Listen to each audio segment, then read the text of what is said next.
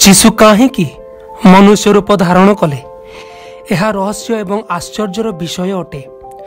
ଜଗତର ସର୍ବସୃଷ୍ଟିକର୍ତ୍ତା ଏ ଧରାପୃଷ୍ଠକୁ ମନୁଷ୍ୟ ରୂପ ନେଇ ଆସିବାର ଏକମାତ୍ର କାରଣ ହେଲା ସମଗ୍ର ମାନବ ଜାତିର ପାପରୁ ତାଙ୍କୁ ପରିତ୍ରାଣ କରିବା ଉଦ୍ଦେଶ୍ୟରେ। ଅନେକ କହନ୍ତି, ଯଦିଓ ସେ ସର୍ବଶକ୍ତିମାନ ପରମେଶ୍ୱର, ତେବେ କାହିଁକି ସ୍ୱୟଂ ନିଜକୁ ପ୍ରକାଶିତ ନ କରି ମନୁଷ୍ୟ ଦ୍ୱାରା ଜଗତରେ ପ୍ରବେଶ କଲେ? ଏହା ତାର୍କିକ ଓ ଦ୍ୱନ୍ଦ୍ୱାତ୍ମକ ପ୍ରଶ୍ନ ଅଟେ, କିନ୍ତୁ ଏହାର ସତ୍ୟତାକୁ ଜାଣିବା ପାଇଁ ପୁଣି ଯୀଶୁ କାହିଁକି ମନୁଷ୍ୟ ହେଲେ ତାହା ବୁଝିବା ପାଇଁ ପବିତ୍ର ଧର୍ମଶାସ୍ତ୍ରର କିଛି ଅଂଶକୁ ନେଇ ଆଲୋଚନା କରିବା। ଏହି ଅଧ୍ୟାୟକୁ ଶେଷ ପର୍ଯ୍ୟନ୍ତ ଦେଖନ୍ତୁ, ଏହା ମୋର ବିଶେଷ ଅନୁରୋଧ। ପରମେଶ୍ୱରଙ୍କର ପ୍ରତିଟି କାର୍ଯ୍ୟ ଯୋଜନା ରୂପକ ହୋଇଥାଏ। ତାଙ୍କର କାଳ ଓ ନିରୂପିତ ସମୟ ଦ୍ୱାରା ସମସ୍ତ ବିଷୟ ସାଧିତ ଅଟେ। ପରମେଶ୍ୱର ଯେ ନିଜର ଅଦ୍ୱିତୀୟ ପୁତ୍ର ଯୀଶୁଙ୍କୁ ଏ ଜଗତରେ ମାନବ ରୂପରେ ଆଣିବା ପାଇଁ ଭାବବାଣୀ ଦ୍ୱାରା ପ୍ରକାଶ କରିଥିଲେ, ଏହା ଆମ୍ଭେମାନେ ନିଶ୍ଚୟ ଜାଣୁ। ପୂର୍ବରୁ ଯେ ତାଙ୍କ ପ୍ରତିଜ୍ଞାର ବାଣୀ କାର୍ଯ୍ୟକାରୀ ଓ ସଫଳ ହୋଇ ଆସୁଅଛି, ଆମ୍ଭେ ଗମ୍ଭୀରତା ସହ ଅଧ୍ୟୟନ ଏବଂ ଆଲୋଚନା କରିବା ଉଚିତ, କାରଣ ଏହା ପବିତ୍ର ବିଷୟ ଅଟେ। ଯୀଶୁ କାହିଁକି ମନୁଷ୍ୟ ରୂପ ଧାରଣ କଲେ? ଏହାର କାରଣ ବାଇବଲର କିଛି ଅଂଶ ସ୍ପଷ୍ଟ ରୂପେ ପ୍ରକାଶ କରେ। ଯେପରିକି ଆଦି ପୁସ୍ତକ 3:15 ଲେଖା ଅଛି, ପରମେଶ୍ୱର କହିଲେ, ନାରୀ ମଧ୍ୟ ଦେଇ ଏପରି ଜଣେ ଜାତ ହେବ ଯେ ଶୈତାନ ବଂଶକୁ ଦଳିତ କରି ଧ୍ୱଂସ କରିବ।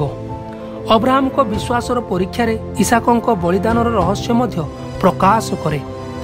ମଶାଙ୍କ ବିଧି ଦେଇ ମନୁଷ୍ୟର ପାପ କ୍ଷମାର ବଳିଦାନ ଏବଂ ତାଙ୍କ ଦୃଷ୍ଟିରେ ଧାର୍ମିକ ଦେଖାଯିବାର ନୈବେଦ୍ୟର ବଳିଦାନର ଉତ୍ସର୍ଗ ଏହା ପ୍ରକାଶ କରେ ଯେ ନିଜ ପୁତ୍ରଙ୍କ ବଳିକୁ ସ୍ମରଣ କରି ଦୃଷ୍ଟିରେ ରଖି ଏହି ସମସ୍ତ ଗ୍ରହଣ କରୁଥିଲେ।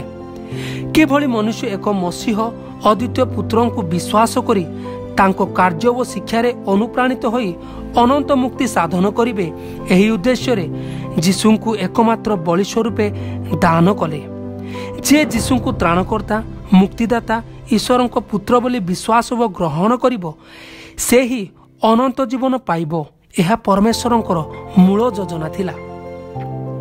ପରମେଶ୍ୱର ମନୁଷ୍ୟକୁ କିଭଳି ରକ୍ଷା କରିବେ, ଅନନ୍ତ ଦିନ ପାଇଁ ମୁକ୍ତ କରିବେ, ପବିତ୍ରତାର ନିବିଡ଼ ସମ୍ପର୍କ ରଖିବେ, ସେଥିପାଇଁ ନିଜ ପୁତ୍ରଙ୍କୁ ଜଗତକୁ ଆମ୍ଭମାନଙ୍କ ପାଇଁ ପ୍ରେରଣ କଲେ। କାରଣ ବାକ୍ୟରେ ଲେଖା ଅଛି, ଈଶ୍ୱର ଜଗତକୁ ଏଡ଼େ ପ୍ରେମ କଲେ ଯେ ସେ ଆପଣା ଅଦ୍ୱିତୀୟ ପୁତ୍ରଙ୍କୁ ଦାନ କଲେ, ଯେପରି ଯେ କେହି ତାହାଙ୍କଠାରେ ବିଶ୍ୱାସ କରେ ସେ ବିନଷ୍ଟ ନ ହୋଇ ଅନନ୍ତ ଜୀବନ ପ୍ରାପ୍ତ ହୁଏ।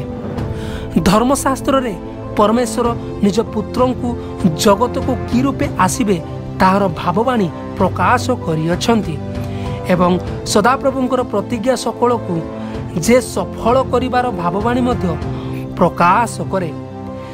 ସେ ବାକ୍ୟ ହେଲେ ହେଁ ଦେହବନ୍ତ ହେଲେ, ସେ ପରମେଶ୍ୱର ହେଲେ ହେଁ ମନୁଷ୍ୟ ରୂପ ଧାରଣ କଲେ। ପାପ ଓ ମୃତ୍ୟୁ ଉଭୟକୁ ଯେପରି ଲୋପ କରିବେ, ସେହି କାରଣ ହେତୁ ଏକ ପବିତ୍ର, ନିଷ୍କଳଙ୍କ, ନିଷ୍ପାପ ହୋଇ ଧାର୍ମିକତାର ବଳି ସ୍ୱରୂପେ ନିଜକୁ ଉତ୍ସର୍ଗ କଲେ। ମନୁଷ୍ୟ ହୋଇ ମନୁଷ୍ୟମାନଙ୍କର ସମସ୍ତ ବିଷୟକୁ ବୁଝିଲେ ଏବଂ କିଭଳି ମନୁଷ୍ୟ ଜାତି ପିତାଙ୍କ ନିକଟକୁ ଫେରିବେ ସେଥିର ପଥ ସାଜିଲେ।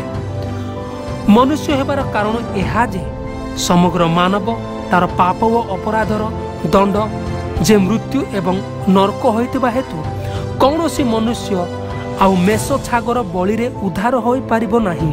ଏହି ପ୍ରକ୍ରିୟା ଅତି ଗୁରୁତର ହେବା ହେତୁ ପରମେଶ୍ୱର ମଧ୍ୟ ଅସନ୍ତୁଷ୍ଟ ହେଲେ। ଆମ୍ଭେ ଯେଉଁ ଦଣ୍ଡ ଭୋଗିବା କଥା, ଆମ୍ଭ ବଦଳରେ ସେ ନିଜ ପୁତ୍ରଙ୍କୁ ଅନନ୍ତ କାଳ ପାଇଁ ଏକାଥରକେ ସମସ୍ତ ମାନବର ପାପର ବଳି ସ୍ୱରୂପେ ତାଙ୍କୁ ଉତ୍ସର୍ଗ କଲେ। ଏହା ଥିଲା ପୁତ୍ର ପରମେଶ୍ୱର ମନୁଷ୍ୟର ଅବତାର, ଯାହାଙ୍କ ନାମ ଯୀଶୁ ଖ୍ରୀଷ୍ଟ। ଆମେନ୍।